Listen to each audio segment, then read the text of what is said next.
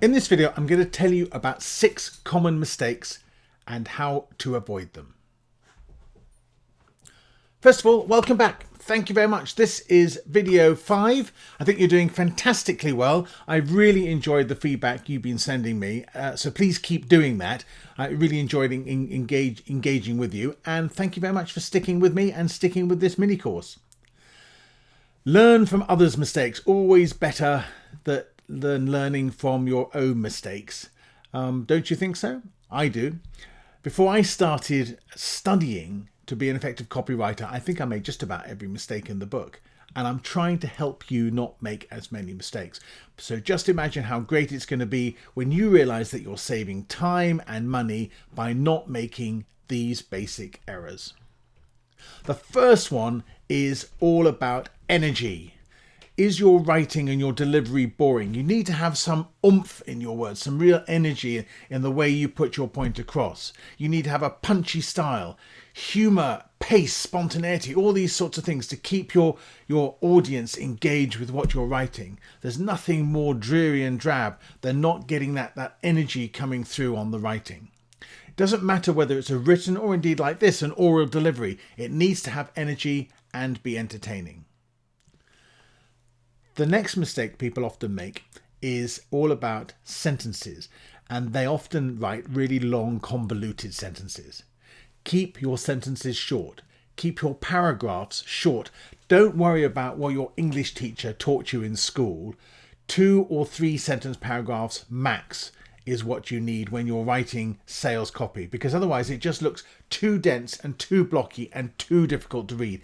And people have such short attention spans. You need to make it easy to read and easy to understand. So a good rule is don't use a comma when you can use a full stop.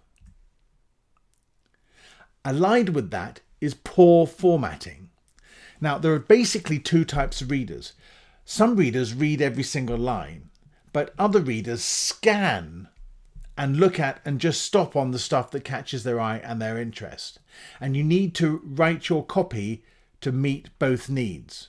So break up your text. I've already talked about short paragraphs, but use headers and subheaders. Use bold and italic. Use bullets and numbers lists. Make your text easy to read. And by doing that, you'll find that a lot more people read it. What's the point? Now, what's the point you want to make? And you must make sure that whatever point you're trying to make in a paragraph or in a particular, you put it up front. You make it very obvious that that's the point you want to make. If you bury the point in the middle of a long paragraph, people will never get it. So always try and start your paragraphs by saying, what point is this paragraph trying to make? And you make that point first and then you back it up. Always ask yourself the question, what is the point? And then where have you put it? And make sure you put it at the front.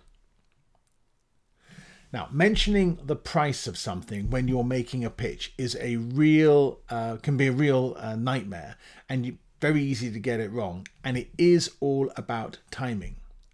Critically, you mustn't mention the price too early, because if you do, that's all people will be thinking about.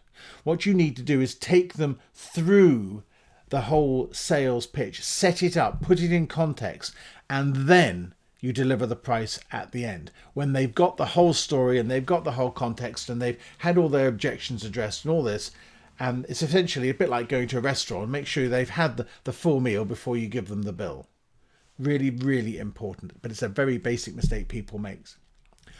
Call to action. Now, every piece that you write, that you're writing for a purpose, must have a purpose and therefore a call to action attached to it. What do you want them to do next? It may be to subscribe, to enroll, to learn more, whatever it is. At the end of whatever you're doing, you need to tell them what you want them to do and be very precise about it. Otherwise, frankly, what's the point?